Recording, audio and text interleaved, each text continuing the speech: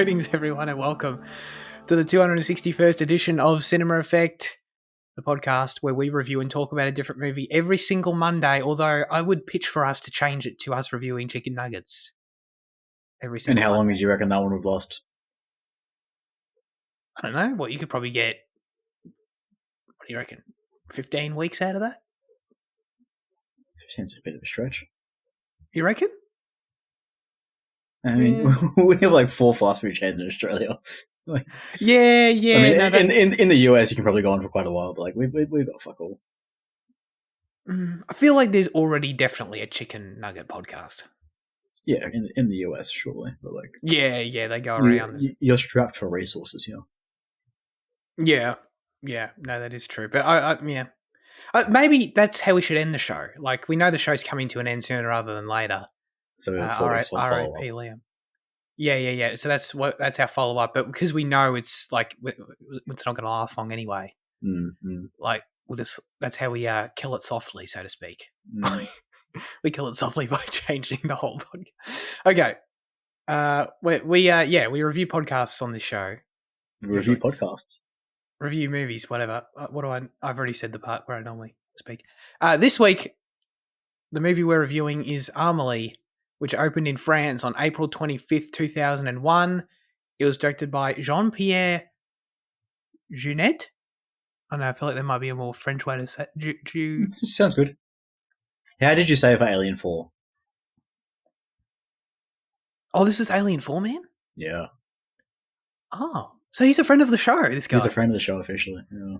Oh, I didn't know that. Dude, I guarantee you I said it worse than that, and I still didn't take it. Yeah. But it was, I reckon I've improved slightly. It is a quirky romantic comedy, and the synopsis says, despite being caught in her imaginative world, young waitress Amelie decides to help people find happiness. Her quest to spread joy leads her on a journey during which she finds true love. Excellent. Jayden, Amelie. This is, I don't know what an apt analogy is. There definitely is one where Liam's won the poll here. I think he's done it before. Yeah, he has done this before. And then he's won the poll, made us watch this movie, and then served it to us to review.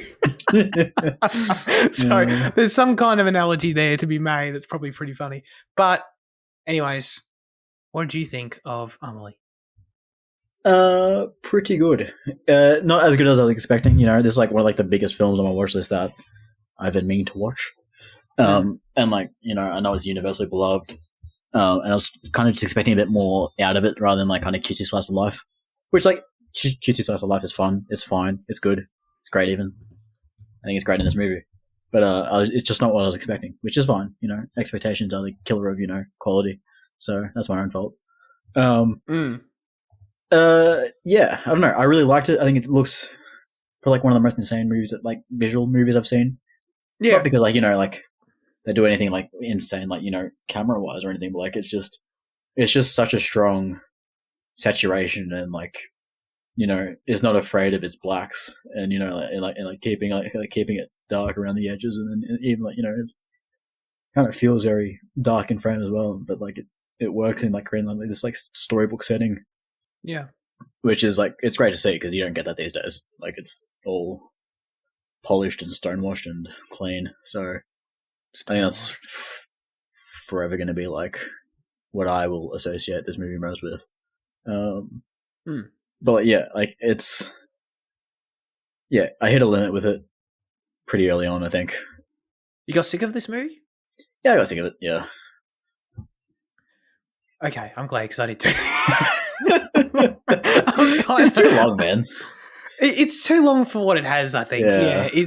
I'm glad because I was kind of thinking like Jane's going to really like this movie, and I'm gonna do the downer thing, which I don't really like doing. But no. Look, I largely agree. I didn't mind it. I definitely didn't love it. There were aspects that for sure stood out as very artistic and charming, which you've already brought up. But yeah, like in terms of my reaction to it overall, I don't. This is probably going to be triggering. I apologize, but like the comparison that makes the most sense to me is to some of the Wes Anderson films I've seen, where not in like all the specifics of like what the films are, but just in the fact that I really appreciate the style. I think it's undeniably appealing and cool, but it just doesn't do much for me on a story or character level. And I don't know. I didn't find this movie very funny, to be honest. No, it's cute. It is, but it's not funny in my opinion. Like it doesn't quite. There's a distinction there to be made in this experience, I think, for me at least. So like I do appreciate the charm, but it didn't connect with me much beyond that. I think that's my summary. Yeah. Yeah. I'm glad you felt the same way. Like it sounds like we had a similar arc with it, where for me, did the opening grab you right away? Yeah, and fantastic stuff. Yeah, same. I thought the first 10 minutes was like the film peaked in the first 10 minutes. It was really great. I thought after the first 10 minutes, I'm like, this might be a 9. Like, this is phenomenal. But yeah, it couldn't quite sustain itself, but that's fine. I don't know. It was just so rapid and full on, and there was a lot to digest in it.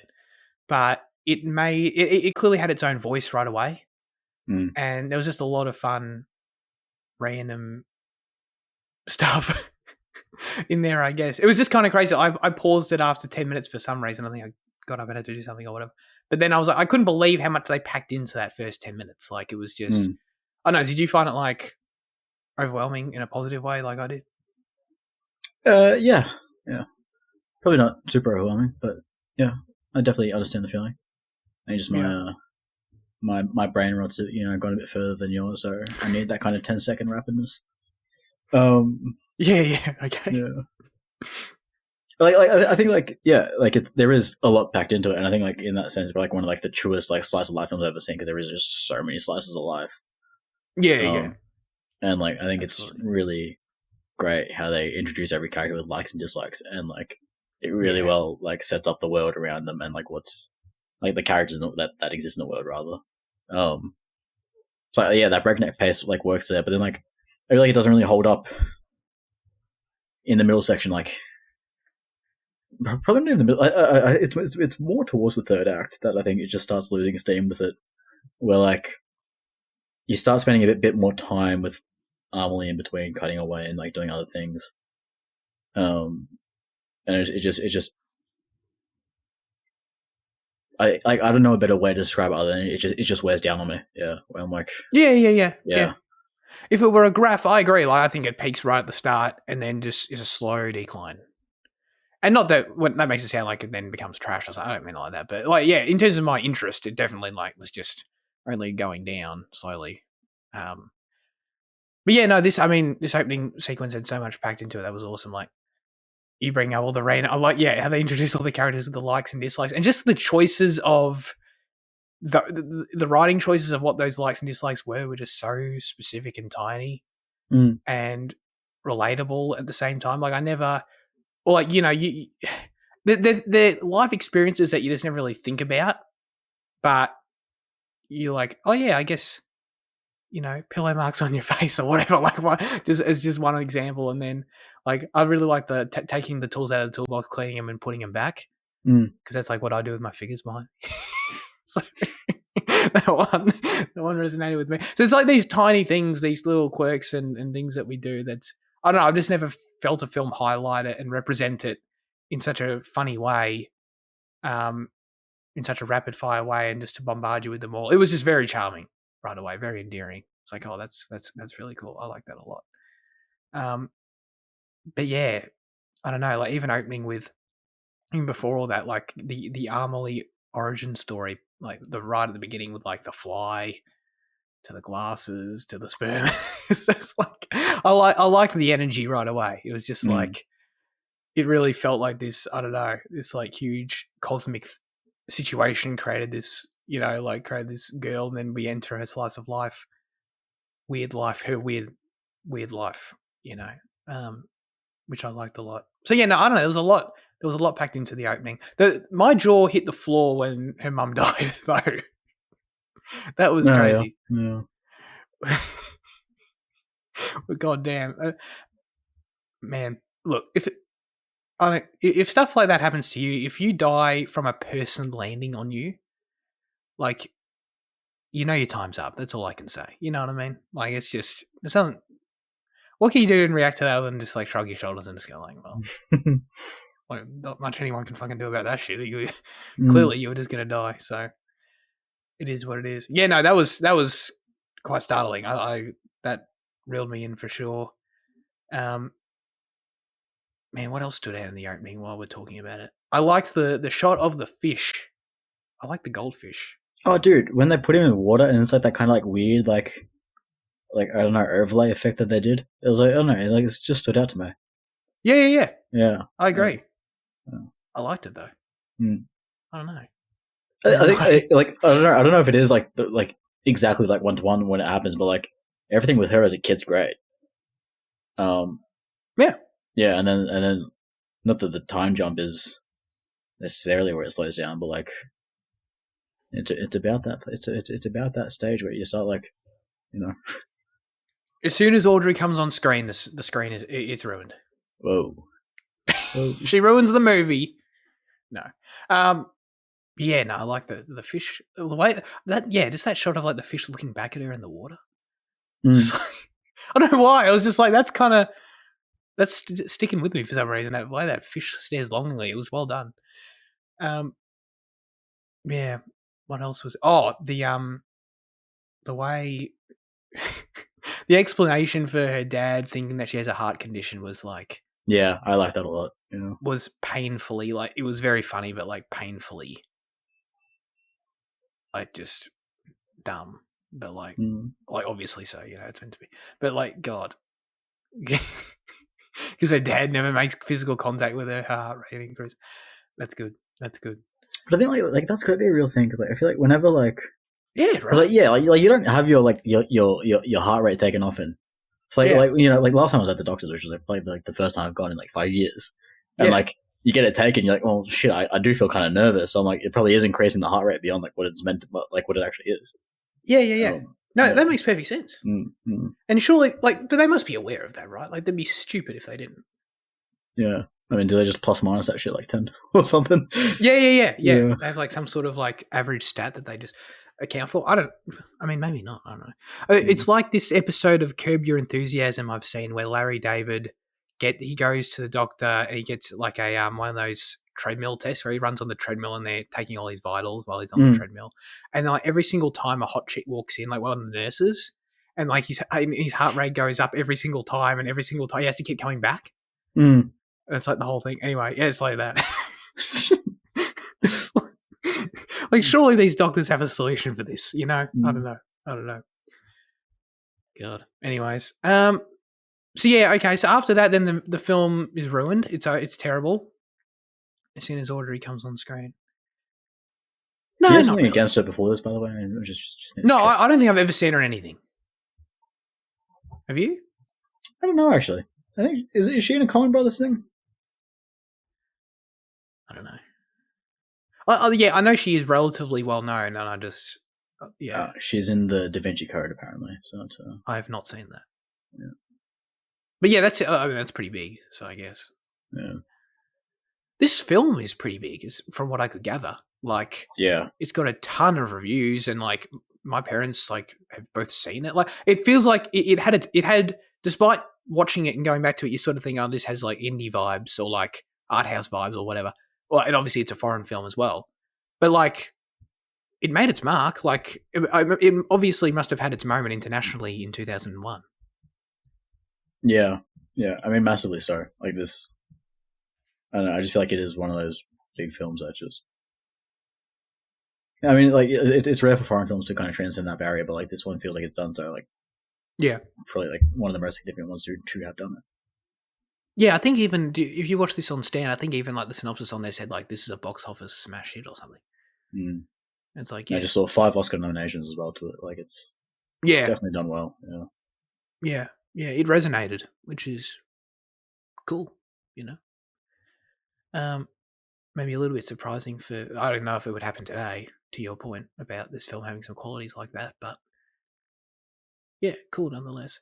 No, Audrey, I liked her in the movie. She was a unique presence, I would say. The poster's weird though. I'm not gonna lie. Like the poster makes her feel really creepy, and I don't think she's creepy in the movie at all. It's really only you that gets creepy vibes, I feel. I don't know. You don't get creepy vibes on that poster? Nah, it's just her smiling. To be fair to you, Luke did also mention today that it's creepy, but I don't know how influenced he is by you, so I don't know if it's valid. Mate, I don't influence anyone.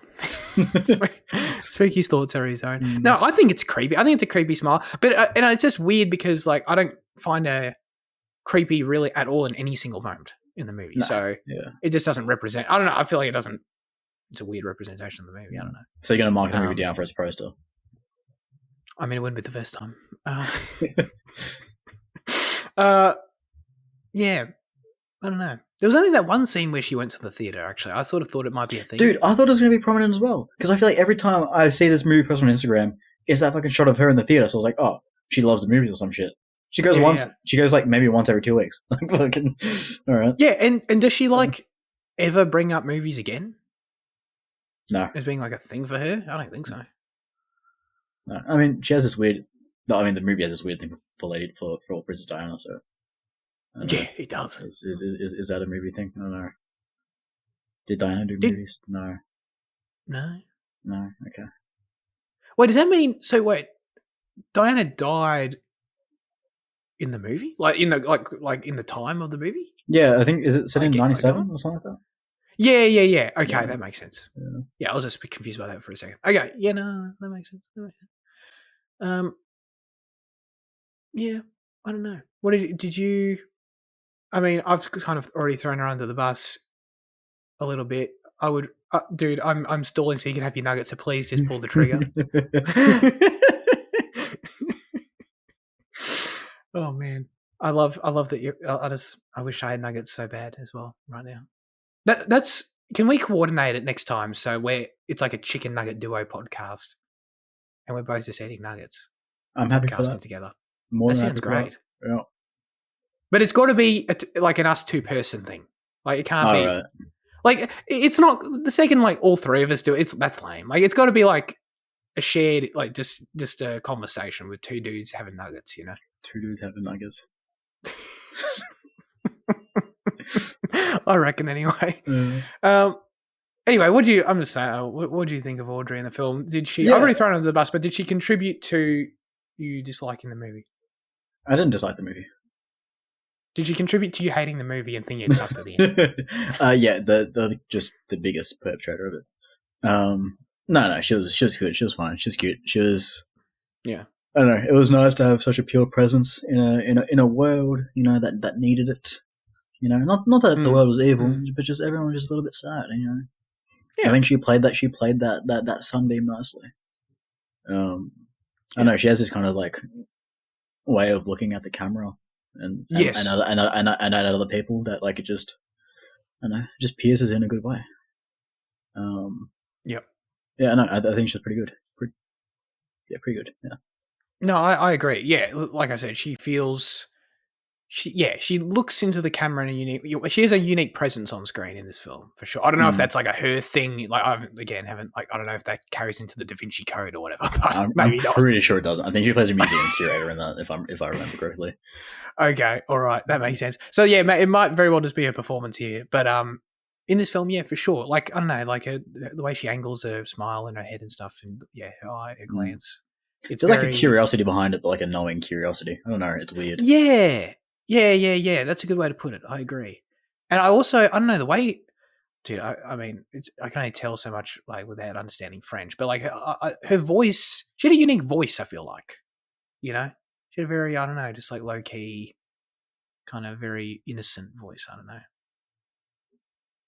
Yeah. Okay. I know, try not to sound creepy. Challenge. Sure, I don't know. I feel like she did. This, I mean, is this? I think the thing is the movie doesn't do like it does work against setting her up as like innocent. You know, it ensures that you as the audience know that she's an experienced woman. You know, she's had sex. She knows about this. She knows about the dark past of life, and she knows about this. It's like you're not really meant to see her as innocent so much as you are just meant to see her as being a good person. Yeah. No, that's a good point. Yeah, and I think that's actually important because, her demeanor, like, in a vacuum, might seem, that way, I guess. You know, she's not naive, you know? No, yes. Whereas, would you agree that, like, the performance isolated might be interpreted that way? But, like, I feel like the film, the film goes out of its way to establish her as not that. Yeah. She's just, you know, kind, a pure spirit, if you will. No, that is totally true. Man, like, I mean, there's a couple things that give away that this film is French. You know, just a couple. No, this is probably the most French thing I've ever seen, to be totally honest. Oh, really? I mean, like, I don't know. Like, have you seen something more French than this? No, maybe. I don't know. Yeah, sure. I'll say whatever. It's very French. Is it? Which makes sense why Liam chose it. I can't filter by nation on Letterboxd because I'm not a patron. So, you would have to do that. Yeah. Thanks. Yeah. Do you think Liam watched this without subtitles? I mean, he's been doing Duolingo for like 9 years, so I can only assume so. By this point, surely. Yeah. You'd think so for sure.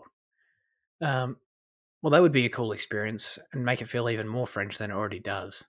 But I don't know, like, you're so entrenched in Paris and, like, in Paris, as it were, and you don't have any of the.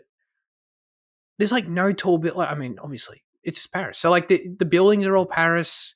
You know, all the staircases, all the streets. I don't know, just like obviously the geography of it all, the score, the music. Like, a lot of it is an original score. I read as well. Like, it's a lot of it's music taken from this particular composer that they like.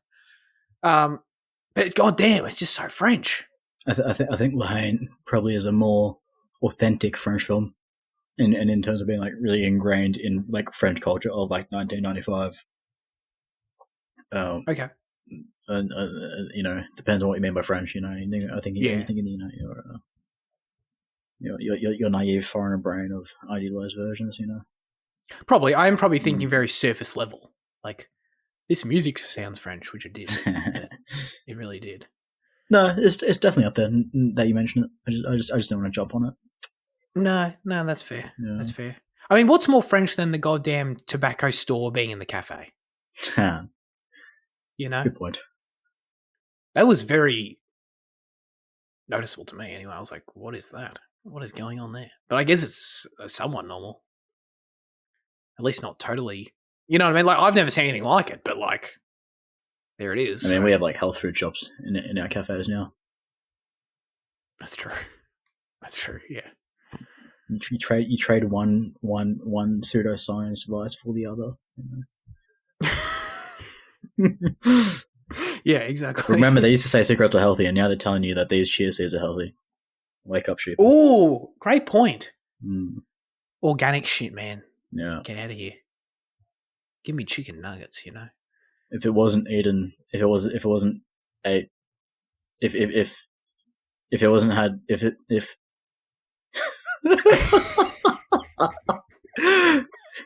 It's fine. I can cut that. You can just say your joke like it was. You had it right there. No joke. It's fine. All right. Whatever. No. You bringing up the look of the film as the thing that's probably going to stick with you most is something I do generally agree with. I mean, to be honest, I think the thing that's going to stick with me most is her mum getting fallen on or whatever. But number 2 is probably the look of the film and the colours of the film. It's just I like the way you describe the darks and stuff. This is why I need to ask you this shit, because you're better at describing it. But I don't know, I just found the film very fluorescent. Would you agree? Yeah, like it just felt saturated. It just felt saturated in a world of, like, especially in a world of films that nowadays are just kind of scared to do so. Like, yeah, everything just felt so much more vivid. And like, yeah, I think the greens and the reds probably did have like a tone to them that did kind of, almost iridescent. Is that a word? Iridescent. Is that the correct word?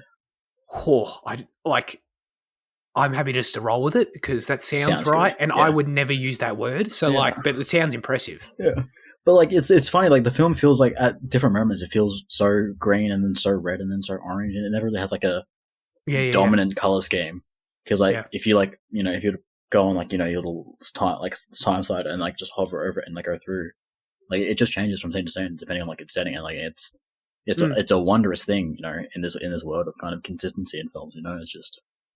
It's nice to see things different. Yeah, you're right about that. But it did that while simultaneously like always feeling the same, as you're watching it. Yes. Like there were times when like they're outside on like the street or something, and it's like an exterior shot of like a French building or whatever, and they're like walking through it, and it's very yellow. Yeah. And then for that like 30 seconds, I'm like, yeah, this film's been yellow the whole time. This film's very yellow. And then like 30 minutes later, I'll be like, wow, this interior is really green. Yeah, they're going for greeners. It's just like, I don't know, but it all meshed together very nicely. I'm just not sure how much, like, is it just that there's like a vignette on it that just kind of ties it together, like scene to scene? Because there's definitely a vignette in her origin story. There's definitely like a strong vignette on it, but I just don't like. Did it persist throughout the rest of the film? I didn't other than like some of the flashbacks. No, I didn't notice that. No, okay, maybe. I don't think it did.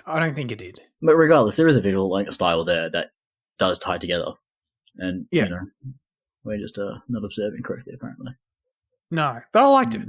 I liked it nonetheless. It was good.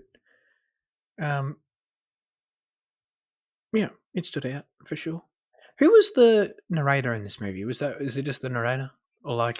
I don't know. I was actually meant to look at that, but I do not recall. I kind of kept expecting it was going to be like a character or something, but maybe I'm expecting that for no reason. He is credited as just narrator. Okay, all right, no, that's fine. Nothing doesn't look like he's in too much else. I feel like the no-brainer thing was going to be like, oh, it's the Bruno? Is that his name? Who's the guy? Bruno, the downstairs guy. No, who's the love interest? What's his name? Oh, something. I think it's Nino. I was close. I thought it was going to be like, oh, he's the narrator when he's older or something. I don't know. No, it was not. Not a terrible idea. No, but not. Yeah, that's fine. Really, how I Met Your Mother, Yeah, that's right. Yeah, I don't know. Were there? This film's, I think, part of maybe what had me losing interest as it went on was just like there were a lot of threads and characters that I didn't really care enough for any of them, and I don't know I just felt like I wasn't spending enough time with any of them either. Like there was too many. I don't know, like something about the quantity of it all and maybe just the quality of it too. I feel like I was, these different plot lines, I wanted to be more invested in each of them, but I just kind of, I don't know. Like, do you even view it in terms of that? Like, would you agree? Like, you described it as like these different threads or plot lines or something. I think the cafe cast I didn't care for much. But I did like the downstairs guy and the fruit sellers. I was rather invested in. Okay. Yeah. So yeah, I could take or leave certain ones. I think like the most interested I was when like she had that first discovery and she found that little box, and I thought that was going to become the entire film. Yeah, same. Yeah, but then it resolved it, and then it led to her either just kind of like to her main goal of just being good and doing good things, which was nice. I just think my issue with it is that it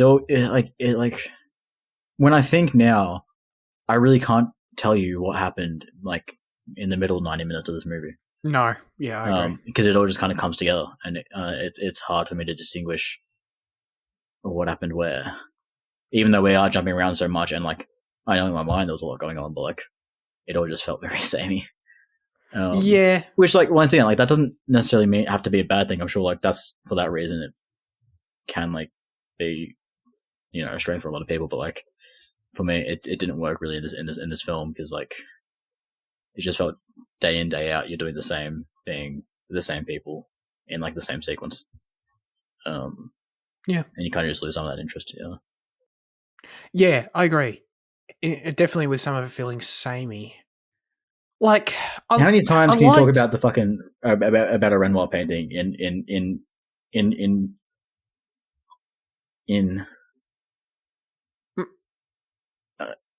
in reference to Amelie, you know? Right. Yeah. There were things like that just kept coming up, and I'm just like, I don't know. Like, look, I liked Glass Man, like the downstairs guy, the fragile man. I'll call him Mr. Glass because he's basically just Samuel L. Jackson's character. Funny that. Yeah. Yeah. Wait, which one? Unbreakable came first, so yeah. Well, was that 2000, Joe? Or was it 2001 as well? I was trying to think. No, Unbreakable was 2000. Yeah, so there you go. Ripped it off. Crazy. Yeah. I don't know, like how many times I feel like there's like 3 of the same scene. I don't know. Like he talks to her about gives her a bit of a pep talk. And like but like yeah, I'm with you. Like I'm here trying to think like what were the pep talks about? I remember the last one where he was like, don't be a pussy, you know? I think that's what they were all about. I mean, like it was about like, it was about her helping him understand why, you know, he couldn't get that character and like saying, no, this is my perspective of it, which is, you know, her actual perspective of herself. And then like it just felt like he kind of went about and so like I think it was like you kind of need the 3 times or fucking 7 times that it happens or whatever to show like it's like so that like by the end, you know, like we see why he cares, why he broke down his barriers for her. And, you know, like you know, like why his own because you know they've done it plenty of times, sure. At the same time.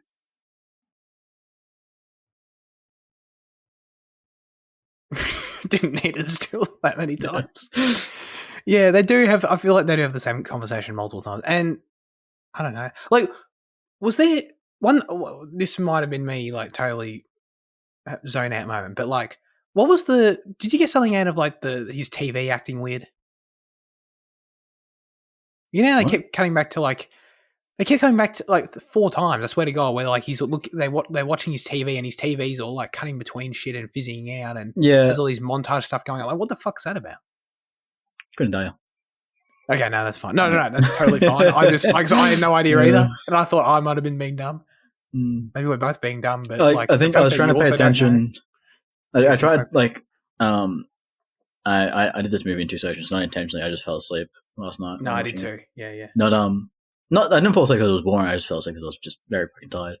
But like you know, in this last 20 minutes that I literally just watched, like it happens twice. What you're talking about, like one of them was in English and one of them was in French. And I actually couldn't tell you what they were about. One of them was about like a legless guy like trying to run, so like about nature maybe, about like you know his nature as a runner. I think is what it was like the gist of the gist of it was. So you know, so it's like him learning, you know, like let nature do like you know, don't fight nature. You know, you may only have 1 leg, but you're still a runner. You know, so it's like Amelie. You know, you may be shy, but you're still a good person. You know, it's like go chase. Oh wow, okay, that's that's decent on the spot analysis right there. Well done. That's cool.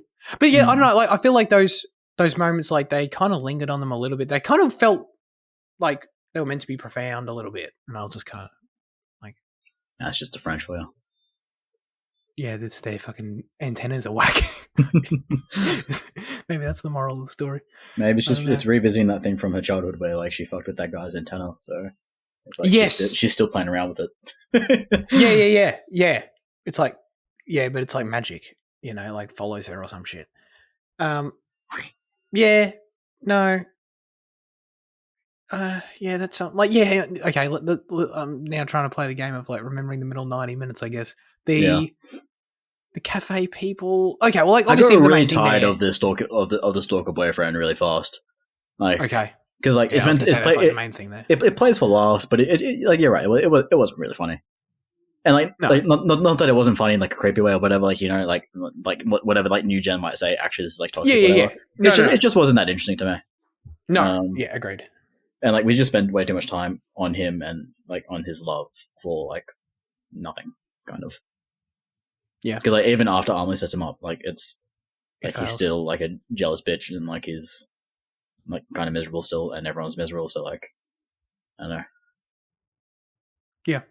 No, you're spot on. The only thing I liked about it, like I liked when Amelie initially like was going to both of them individually, trying to like set them up.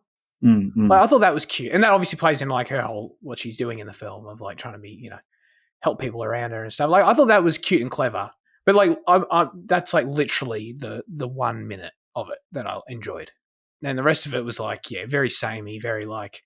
And then it all just came undone at the end anyway, and I was like, okay, well, I don't know why we, I don't know why we did this, but okay, sure.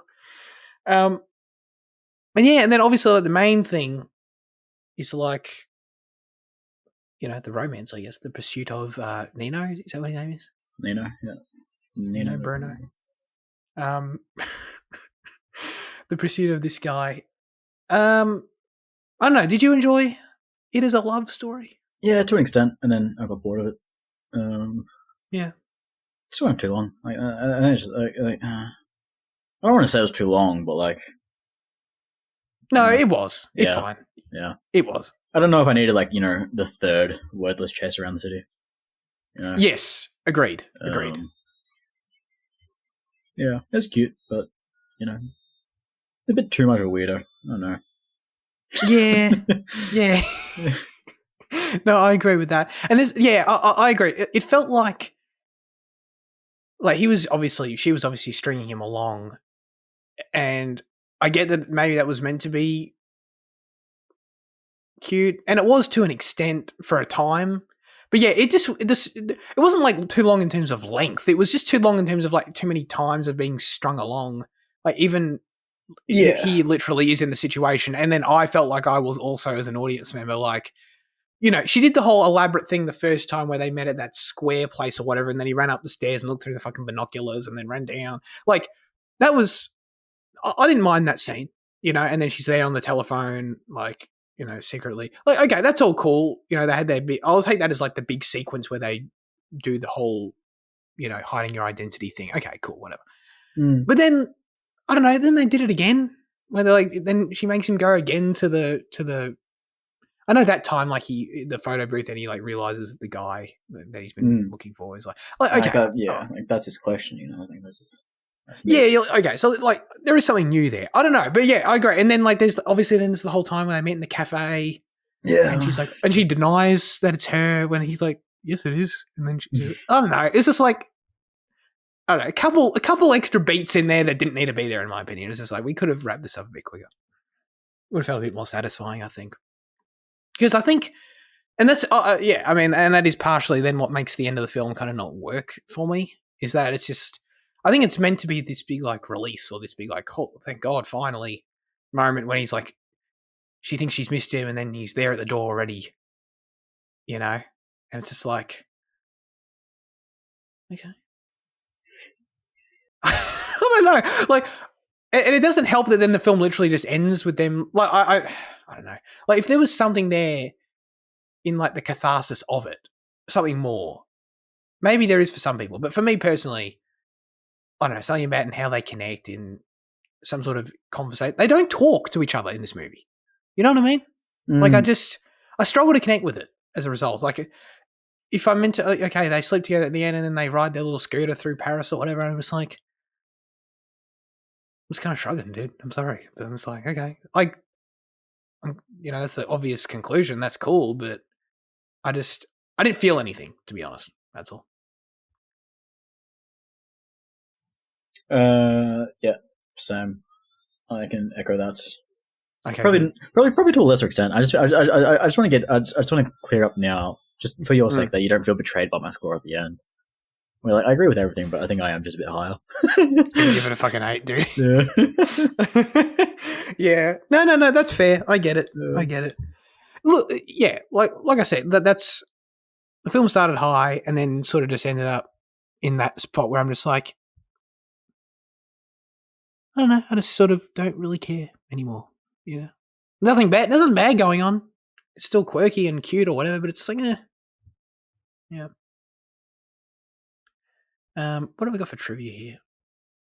Whenever this film was shot on location, Jean-Pierre and the crew would clean the area of debris, grime, trash, and graffiti so that the real settings would match the fantastic nature of the film. This was an especially difficult task when it came to shoot at the huge train station. I think that's the subtext of this trivia. They're dancing around. Yeah. So yeah, I mean, props, because it's true. This film makes Paris look very nice. That's for sure. You been to Paris? I have not been to Paris, but the thing I always say about Paris, like it always sticks with me, is that my grandparents have been to Paris and swear, like comically so, swear it's a dump. Which just sounds hilarious. Like, me just saying that is hilarious, and it sounds hilarious that I just think it's so funny. Like, every time I'm just like, man, I don't know if I can go to Paris because it's a dump. You know, they specifically use the word "it's a dump." Yeah, like, referring, like, it just, the two don't mesh in my mind. Like, Paris dump.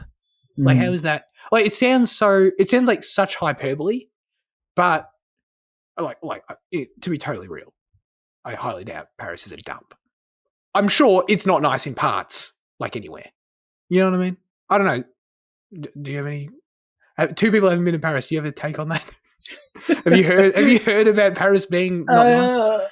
Well, I don't know. I know family members that have returned. Yeah. You know, so like, can't be that bad. They don't say it's a dump. No, actually, don't really say anything bad about it. But like, I hear it so often nowadays that like it's a shithole that I'm like, oh yeah, must be. Okay, so there are people echoing the sentiment though. Yeah, I think it's just like the Paris effect, like really taking hold now that like social media, like, you know, inescapable. Like, it's just that, like, it's like, the Paris effect of, like, you know, it's like, it's so glamorized in movies that when you get there and it's not, and it's kind of like messy, that, like, you know, it kind of shows the illusion. I think that's just been, you know, amplified via echo chambers on the internet, which your grandparents seem to be, you know, amongst. Absolutely, yeah. They're number one Twitter warriors for sure. Oh man, wait, hang on. I thought your nuggets are from Macca's. Oh yeah. The nuggets are from Macca's, but then I went to HJ's for the burger. You know. Wait, so you actually go to multiple places for multiple items? It's not just that was from lunch. You know, like, yeah, I didn't intend to. Like, I wanted HJ's for the burger. And then, you know, my mum was like, "Oh, I want to go to back." And I'm like, I mean, you know, if you're putting it out there, I mean. Wait, did you go to the North Geelong one where they're right next to each other? Whoa! I think it's fine. Whoa! Wait, did you? Yay or nay to that? Whoa! Okay, whatever. Fine. What burger do you get at Hungry Jack's? I'm a plain old Whopper guy. Oh yeah, that's fine. Yeah. That's fine. Okay. What? Yeah. I quite like their I can't remember. I can never remember what it's called. Like, I want to say it's like the crispy tender or some shit. Like, I like their chicken one. Their chicken bacon.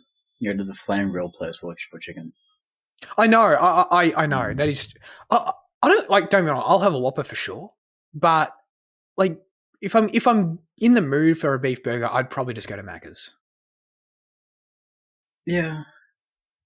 Whereas like which is interesting because like the thing I swear by at Macca's is the McSpicy. Like, that's like the best thing they can ever put out. Which is like a chicken. It's a chicken one. Yeah. I don't know. I don't know if it's limited, but like I think it may be. I don't know. I haven't got it in a while, but like the chicken from Macca's. I don't know. You're into the chicken from Macca's? Like, I would take a McSpicy over a Zinger. Huh. Yeah. Okay. I feel like that's a hot take. No pun intended. Yeah, perhaps. Yeah. Like, again, I would honestly have anything from any of these places. There's no hard nose, but I'm definitely choosing, like, Macca's is not the chicken place for me. Sure. You know? Sure. Like, apparently me on Hungry Jack's for a burger, chicken burger is a hot take as well, but like, I wouldn't do that. Obviously, KFC doesn't need it, you know. You don't like KFC, but I don't need it. What? Well, you're apparently choosing everything over KFC. You're choosing the nuggets over KFC. Well, KFC used to have the best item in the Twister, but then they changed the salad out to like this like shit coleslaw instead of like. Oh, 100% agree with that. And like they really killed it. Yes. And like that happened like 4 years ago now, I reckon. And like it's just never been the same. Like I've had to resort to eating like zinger burgers, and the zinger burgers are good, but like they just got nothing on the Twister that used to be the Twister. Yep. No, you're preaching to the choir there. That coleslaw shit is lame. Yep. Lame. God damn, what'd they do to that? Oh, actually, but dinner rolls as well. Dinner rolls from KFC are fucking goated. Oh, yeah. Yeah. Right. So, like... I also like their potato and gravy. No, I'm not a potato gravy guy, but, like, that's because, like, I'm just not a gravy guy in general. You don't like gravy? Yeah. Like, it's not that I don't like it. It's just that, like, if it's, like, on the side of the steak, I'll never put it on the steak. If it's on the steak, then, whatever. But, like, if it's, like, a side, then I don't put it on the steak. Okay, so you're largely indifferent to gravy. Mostly, yeah. I'll never willingly eat it, basically. But like, yeah. If it's there, it's not the end of the world. Yeah. Okay. Which I mean, like it's just some extra flavoring. So like, it's no big shit. But like, Wow. Yeah. I can't have roast chicken without gravy. Interesting. I can't have roast chicken period because it makes me throw up. Really? Roast? What? I'm just fucking with you. Oh, okay. Sorry. Sorry to be dramatic. Yeah. Yeah. That was dramatic. That was good. Okay, last piece of trivia I've got here is so random. Dude, I'm happy to throw in this trivia after this because this trivia is so random.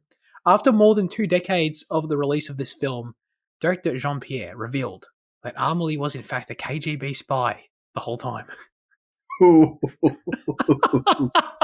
Fantastic. I feel like that's a joke.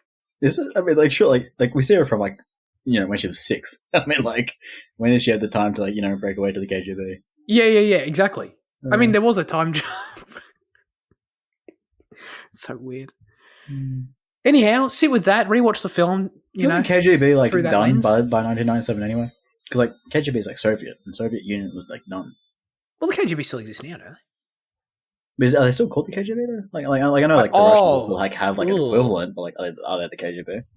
I thought they were, but I don't know. Are they still called the KGB? Is what I'll ask Google. No, you're right. No, 1991. Yep. No longer called that. Yeah, they're now called. Yeah, they're now called the FSB. Sounds like the same shit, dude. Federal something, is it? Or no, probably not. Yeah, what does it mean? Probably not federal if it's Russian. FSB. The Federal Security Bureau? Yeah, I think so. Nice. All right, let's get to our final verdicts for Amelie. Jayden. I'll give it a 7. Okay, no, that's fine. That's fine. If you were to give it an 8, that would be egregious. But no, that's fine. 7's okay.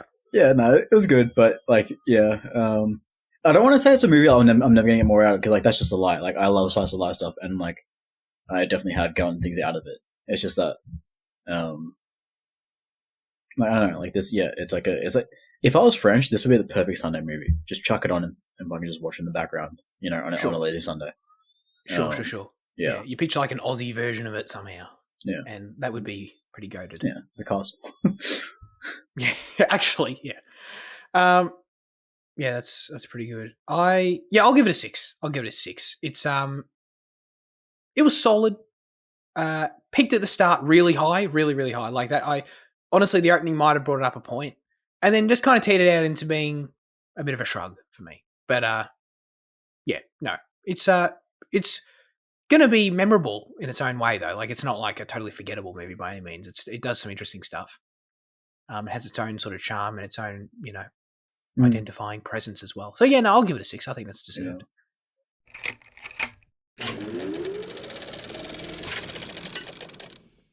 Yeah. No news again for like the 5th week in a row or something. So let's get to our highlights. We should probably start watching trailers, given that like I don't know.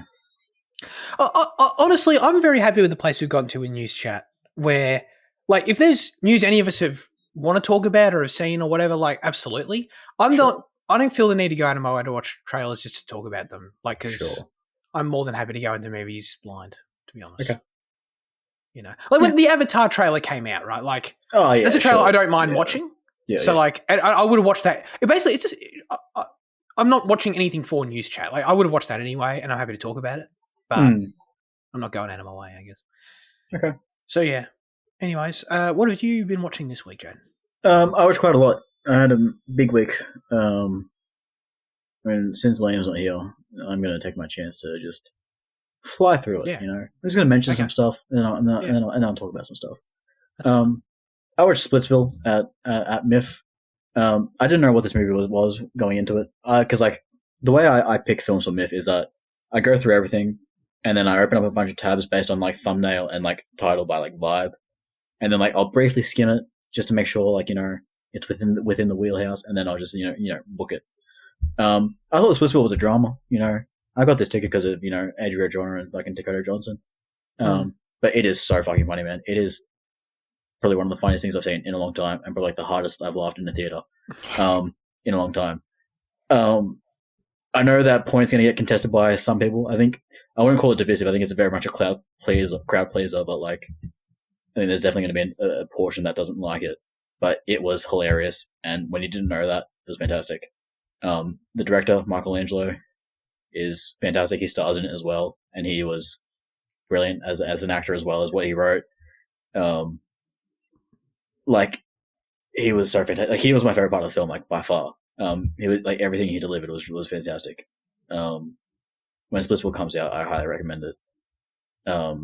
Nice. Watch Romero after that. Romero, very good. Spanish like coming of age thing. Kind of has this incredible way of like unfolding like the lives of three characters via the perspective of one as she learns about the other two, like through secondhand stories of her parents. That is, really brilliant emotional stuff, and it kind of lost it for me in the end when you hard cut to the parents. Like I much prefer like the kind of abstract like like mistrust like sometimes doubtful word of mouth like history of them. But it's still a really incredible film. Still really strong. And then I will skip a bit and I'll say I watched Weapons. Didn't live up to my hype. I think Barbarians is way better. Barbarian, not Barbarians. It just balances the humor and the horror a lot more efficiently, I guess. I think it was a bit of a case of expectation killed the enjoyment a little bit for me again, but at the same time, I do have qualms with it that I won't really go too deep into, given that Liam mentioned it last week. And then not last one, but like the last one I mentioned is Renoir, which I watched today. The new film from the director of Plan 75 from a couple of years ago. It's a Japanese coming-of-age film, very akin to a film called Moving, given like character similarities, like the fracturing of the family unit, like solitary kind of discovery as a child and all that stuff. Like it was has a lot. It definitely feels like it shares a lot of identity with it. Still stands on its own though. Very slow and meandering, and not entirely as rewarding as Moving, but like still a strong film that I got to see as a MIFF. So yeah. It sounds like you've had a very successful MIFF. Yeah. It's been good. Like is it your most successful in terms of? Well, last year I did watch Moving, so like that was probably better than anything else I mentioned that I saw this week. Okay. And then Past Lives was the year before that, so like I don't know. I think I always have good MIFF. I choose well. yeah, but it sounded like very consistent. Yeah. This time, I don't know. Yeah. Yeah, that's cool. Yeah. Sometimes I think maybe I should read a bit more of what I'm getting into. But then at the same time, like then you get delivered gems like Splitsville. So Sure. I wonder what drew you to Splitsville. Yeah, strange that. Was she like in the like the thumbnail or whatever? Yeah, the thumbnail was like Dakota and Adria, and then like the two male leads, Michelangelo and Kyle Marvin, like all standing out like at the front of a house. That's why I thought it was going to be like a relationship drama, just because of that image and like Splitsville. They're going to be splitting and all that shit. But yeah, fucking hilarious shit. That's good stuff. Okay, I'll have to check that out. So his name's Michael space Angelo? No, Michelangelo something. Okay, this is his first name. Okay. Oh, no, okay, so it's Michelangelo Cavino, but the guy that introduced the film was like a buddy of his, some Aussie bloke that he knew, and the Aussie bloke was in the film like at the end briefly. But he kept on calling him Michelangelo rather than just Michael, so he must prefer it. Hey, if my name was Michelangelo... Oh yeah, run that shit. Hell yeah. Yeah. Same here. Cool. I quickly will say I wrapped up this Apple TV Plus series called Your Friends and Neighbours. One of the worst named series. I've never even heard of it. So this is, not shocking because it's Apple TV Plus, so you haven't heard of it. But yeah. I feel, but this is one of those ones where like I feel like the name is so bad that like no one, like people who have seen it in 3 months won't remember they've seen it. There's like, there's those shows that are named like that, and you're like, I don't know, have I seen that one? I can't remember the name of it. But it's the John Hamm led show. I'd heard about it because cool. it had a bit of buzz, I think. Like it had some positive momentum at the time it was coming out. I think it came out a few months ago. So I wrapped that up, and it was good. I liked it. John Hamm. It's funny. I don't have a lot of John Hamm experience. Sorry, what was that? I like him. He's cool. Yeah, absolutely. Yeah, he like obviously I think like Mad Men's like the seminal John Hamm thing that I still haven't seen, and like Liam can't get into. Which kind of scares me because I feel like Liam and I are pretty linked when it comes to like getting into certain shows. Like we had it with like Severance, and there's a couple other times where I feel like if he can't get, if he's tried and struggled to get into it, I feel like I'm probably going to be the same. But I don't know, maybe I'm just jinxing myself there. But I do want to try Mad Men at some point. But no, I do like John Hamm. This is probably the most like complete thing I've actually seen him in, and he's very good in it. It's basically how would I just. Is this a spoiler? I don't know. It's basically like, so he's this rich guy lives in New York, and he's got his family drama and stuff going on, but he basically loses his job, and then his life sort of spirals as a result. Is kind of what it's about. So it's about him like dealing with the fact he has no money, and like he turns to crime and stuff, but like while navigating his like rich friends and his social circles. Is kind of how I'd sum it up without spoiling it. And so like that dynamic is fun, and the film, the show, has like a lot of commentary and like fun little like John Hamm does a lot of narration in it, so he's often like narrating the fact of like the irony of like all the rich stuff and like how stupid like all the expenditure is, and like it's very self-aware and like poking fun at that kind of culture and stuff, which is entertaining. I think that's part of it's well done. The drama of it is fine. This is where like I think those little aspects I mentioned in terms of what it does uniquely, I think that stuff is like a thumbs up. The drama it's fine. It's not bad at all. It's not anything exceptional. This is what I think that's the main thing that lets the show down from being like, oh yeah, I'd like definitely go out and watch this show. No one would regret watching this show, but like I don't know, the drama of it is it's fine. Like there's sort of a mystery element to it that comes in that's okay, and then it's got a solution that's okay, and you're along for the ride fine. But I'm mainly sort of watching it for the John Hamm, and like I like his family cast and stuff. I like them, watching them, and it's kind of a moment to moment fun watch without ever really like thinking like I'm really compelled by what's going to happen next kind of thing. Is probably how I'd sum it up. So yeah, I don't know. I guess that's like a soft recommend from me. It's good, I would say. But from a story perspective, it's not going to blow your mind by any means. So yeah, there you go. Your Friends and Neighbours, still a terrible name. That's probably the worst part about it, actually, the name. That really is lame. Alrighty. No Emmy consideration for this either, which like, after I watched it, makes sense. I feel like, again, like I enjoyed it, no disrespect, but like amongst the Emmy conversation we were having a few weeks ago about like those shows, yeah, this show doesn't quite belong there. So like that checks out to me.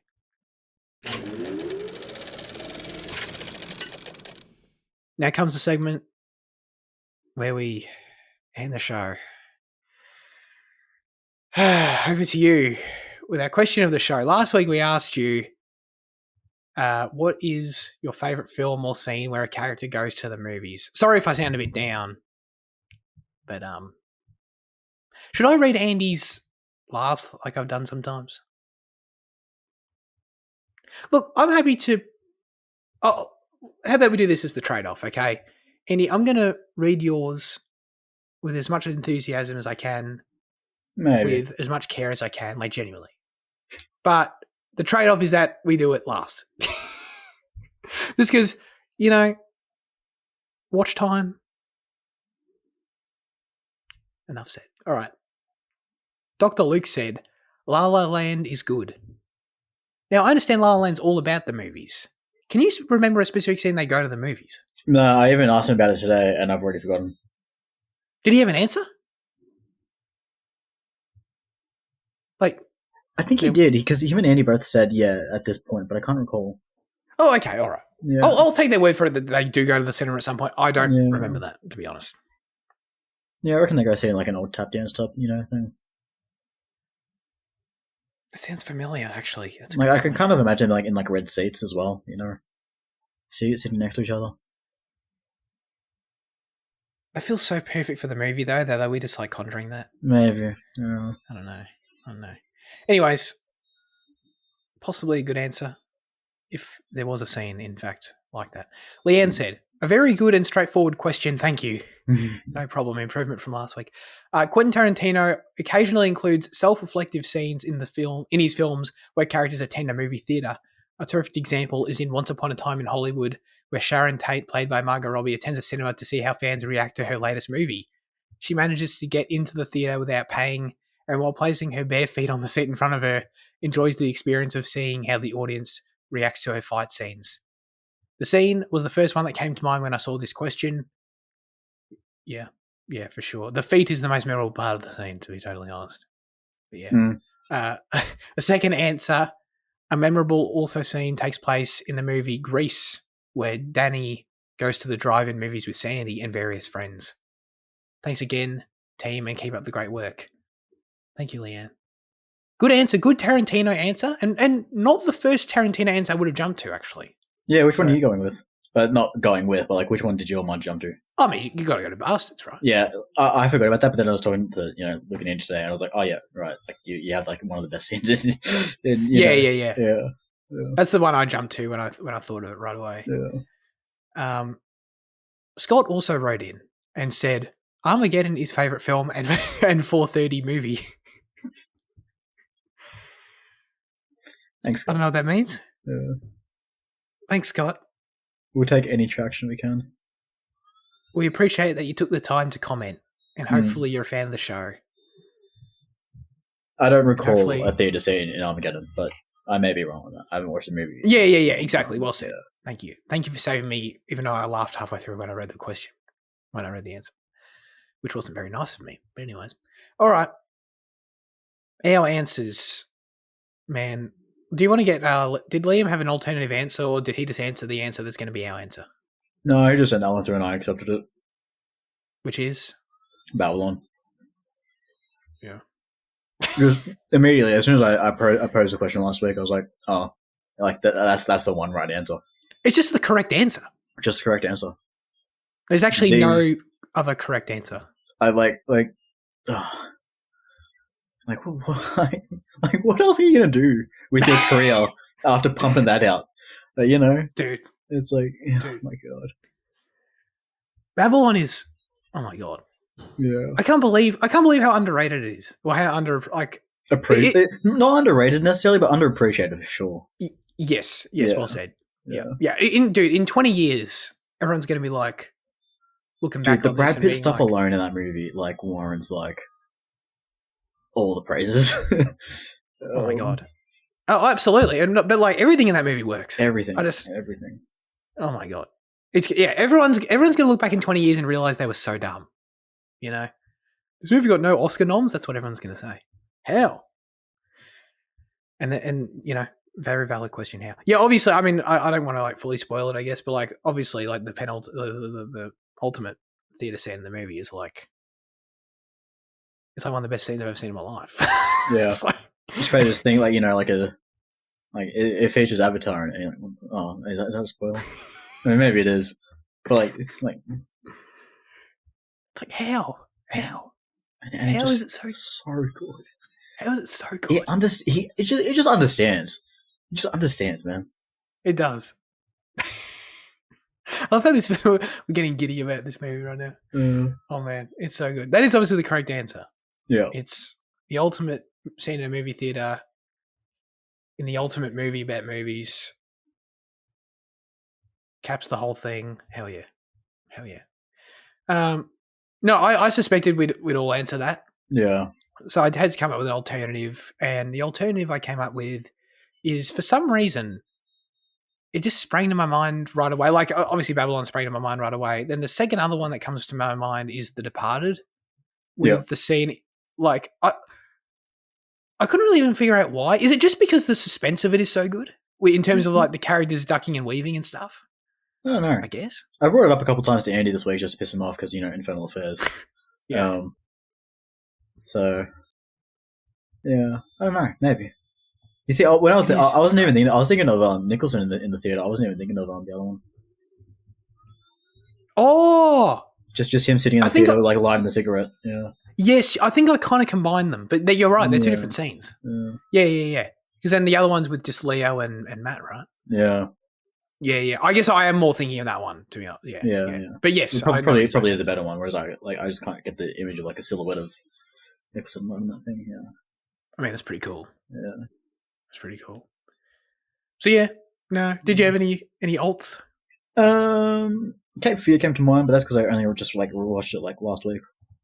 De Niro is in the theater, another Scorsese film, and he lights another cigarette. So maybe there's a theme there. We all know about our affinity for cigarettes on the podcast. Yeah. I just think Babylon was just such an obvious answer to me that I didn't really go anywhere else until Inglourious Basterds was mentioned today by the other guys. I was like, oh yeah, 100%. Yeah, absolutely. That's a banger. And that's like that's more than a scene too. That's like the whole, like a whole sequence of the film. Yeah, absolutely. I was also, in terms of thinking about films that are great, but I couldn't. There has to be a scene in The Fabelmans in a theater, right? But I couldn't think of one. I feel like we have a shot of like Spielberg, like with a projector like ray overhead, but I don't think it's not in a theater. I think it's like one of his like film like showings. Yeah, I think he's like showing his student film to like his class or his parents or something. Yeah. So I guess that's not really the same thing. Yeah. It's not really the same thing. Yeah, I guess not. Maybe not. Okay. No, that's cool. Decent answers. But the moral of the story is, ladies and gentlemen, watch Babylon. What are you doing with your life? Push past the first 2 minutes. And but really? You think so? When the elephant shits on the camera. That shit's great. Is it? That was like the one, because we watched that, like Liam came in, raved about it one week, and then we watched it like the next week all together again. Like when it started with that, I was like, oh, Liam, what have you done? Really? That was your reaction? Yeah, because I was like, it's a bit much. Okay. But then everything else is like superb. I mean, it's an elephant shitting on the camera, so I can't disagree that it's a bit much. How could I possibly disagree with that? Yeah. But yeah, I don't know. Is Giselle like trying to create like a slight barrier to entry there, like where it's like just so you know, you need to earn watching the film. Yeah. It kind of feels maybe that's what he was doing. Oh man. Okay, Andy wrote in his answer to this question as well. It's just so long that it get its own section here. So anyway, Zach is going to describe each image in detail as well. I mean, there's only 2 images, thank God. Oh, I thought there was 3. No, there's 2. Oh, okay. So that helps me a little bit. But Andy said, I don't necessarily have a favourite scene where a character goes to the movies, but I always appreciate seeing Andy Lau go to the movies, of course. The first film is my OG Cantonese slapstick comedy called Tricky Brains, where Andy Lau and Stephen Chow goes to the movies together, but it's really just Andy Lau getting tricked into kissing another chick in front of his girlfriend who was watching the same film from a different seat. thanks to those horny pills Steven spiked into his Coca-Cola before the screening started. Good editing. That's a pretty funny that's a pretty funny scene, to be honest, described. So like that's so far anywhere like 5% through the comments. So like, you know, so far so good. Now the GIF I've got to enact is of these two dudes like kind of like doing this sort of walk with the one's got a can. Oh no, they both got a can, and they're going like they're strutting along on the street in Hong Kong or wherever the fuck they are. Was I? Was that a passing mark? Yeah. Excellent. Thank you. Yeah. Then there's also an image here of them both with a birthday cake. One of them's holding a birthday cake with like grapes or some shit on top, and the other one's holding a knife. And they're both. I mean, the dude holding the cake's smiling, like he's happy, and then the other guy is kind of like he's ostensibly smiling, but it's kind of like he wants to kill himself smile. Is how I would describe that. And Andy says the birthday image I use to wish people a happy birthday is also from Tricky Brains, so that shows you how OG this film is for me. And that is the image I just described. Okay, no, that's cool. All right, the second film is from Full Time Killer, directed by Johnny To. Although it's one of Andy Lau's films I don't really like, but it has that seductive moment where Andy Lau, the cinephile hitman, takes a video store girl out to the movies wearing a mask of a US president that was definitely worn from that Keanu Reeves film, Point Break. Okay. Andy Lau explains to the girl about the excitement of movie trailers, something you guys might resonate with whenever you go to the cinemas. Andy also had to learn many Japanese lines for this film. Okay. All right. Have you seen Point Break, by the way? Yeah. Oh, yeah, man. Is it good? Bigelow? Yeah. Wait, Catherine Bigelow directed that film? Yeah. Oh, wow. Yeah. I feel like I knew that like vaguely at some point, but I feel like I watched it way too young. I feel like they showed it to us in school, like too young. You saw it in school? I don't know why, but I have this vague memory of having watched it in school. Like not that the film has like anything too bad in it. Like it's you know it's an M-rated like you know kind of action flick. But I just think like, you know it's like it's got nothing to do with school. Yeah. Well, that's the logical thing to say, but then I counter that with saying the amount of things we watched in school that had nothing to do with school is like... Yeah, I mean, that's because that one teacher was really bored with the class, so can't really blame him. Yeah, we ended up just watching like all his favourite movies, basically. Yeah. Anything recent he could get his hands on. Yeah. Okay, and the last film, here we go, is Infernal Affairs, because how couldn't I include it? Just that moment, now I feel bad that I mentioned The Departed. Just that moment where Andy Lau, the mole, receives the envelope from his triad boss. I like how low key the scene played out. The one from The Departed is typically crass, silly, and sometimes unnecessary. Being in a porn theatre feels very Scorsese. That's kind of true. But I did enjoy the little Damon DiCaprio chase afterwards. Hell yeah. So that was my list of Andy Lau at the movies. But if there was a single scene that I really loved, the one with Kim Min-hee comes to mind in Hong Sang-soo's The Woman Who Ran, a director Liam has seen a film from. She looked absolutely cute just eating plain bread into the cinemas. Did you break up Liam weirdly there? I feel like you're just in like the Asian name mindset, so you said like Liam.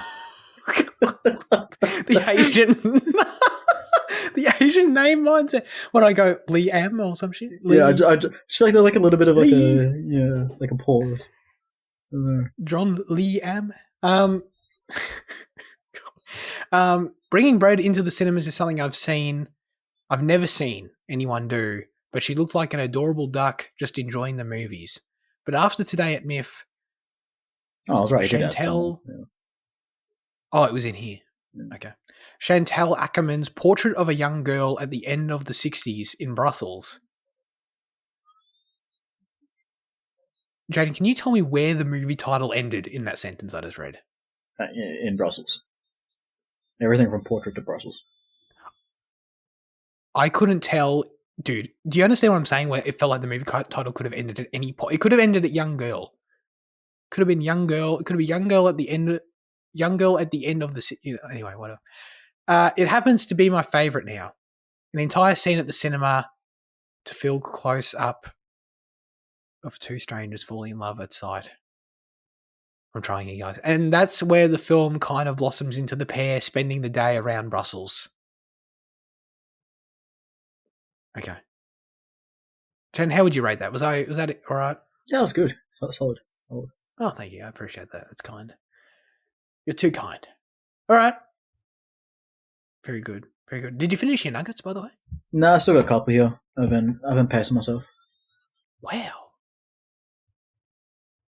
That's impressive. Yeah, sorry. All right. Okay. As always, we love you to submit your responses, thoughts, and or reviews for next week's film in the YouTube or Instagram comment section, or join the Discord server. This week, the specific question we'll be asking you is, what is a standalone animated movie that deserves a franchise? Let us know in the comments below. Whew. All right, that's it. I think that's another straightforward one, by the way. Like, not straightforward. Yeah, straightforward. Yeah, straightforward. As in, like, Leanne's going to be happy with that question? Yeah. I agree. I feel like there might even be more interest to that than overrated, to be honest. Possibly. I don't know. Yeah, I think you'll feel less affliction, maybe, giving answers. Yeah, maybe. Although, I don't know why the first film that came to mind to me is that, that DreamWorks movie Home? Oh, yeah. I've never seen it. Oh, really? It doesn't need anything. Do you want to... Yeah, I was going to ask. I'm like, for some reason, I'm like, Home 2? Home 3? I think That's Home, it. I think Home is just like Elio is essentially just Home 2. I mean, it's a boy and an alien really? Becoming friends, But it's Pixar, so it's like clearly going to be better. Well, I mean, they ripped it off and they had 10 years to improve upon it, so. It laid the groundwork. Yeah. It walked so Pixar could run. So Pixar could run and then trip. Oh, man. Is that film not meant to be good? I think it's doing all right. Okay. All right. I think it's plagued with like the same like issues that many Pixar films have been recently, but like the directors left because of the censorship of the film. Really? Yeah. That sucks. The OG guys left because like Disney wanted it less queer, and so they chucked in the Turning Red Woman. Gotcha. Okay.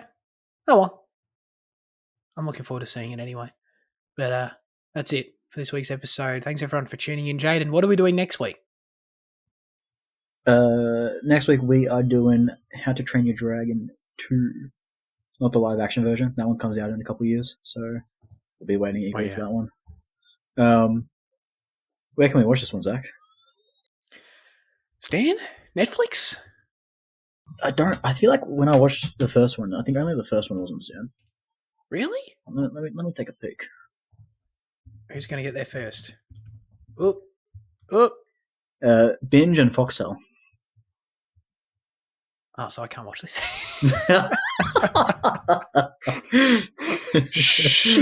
It's right. it's $4.99 in SD on Amazon. All right. Well, or $3.99 on YouTube. $3.99. There you go. Save yourself $1. $3.99. Yeah. Love that. All right. Very good. I'm actually excited to watch this film. I've not seen this film. I know this is one that you've revisited a lot, but I have not seen this film since I saw it in the movie theater with my grandma in 2014. The parasailing one, or no, another one. Okay. Yeah.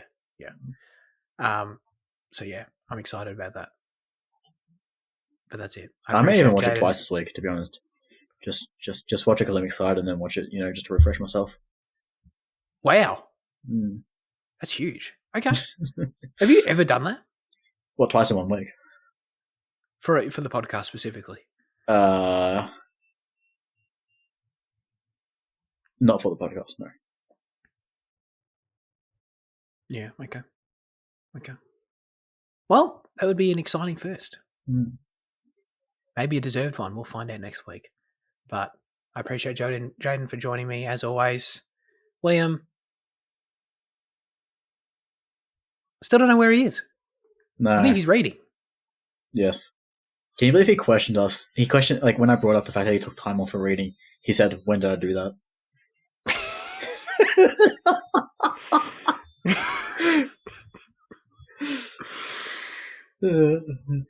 We remember. That's fine. Anyways, Have a great rest of your week, and goodbye.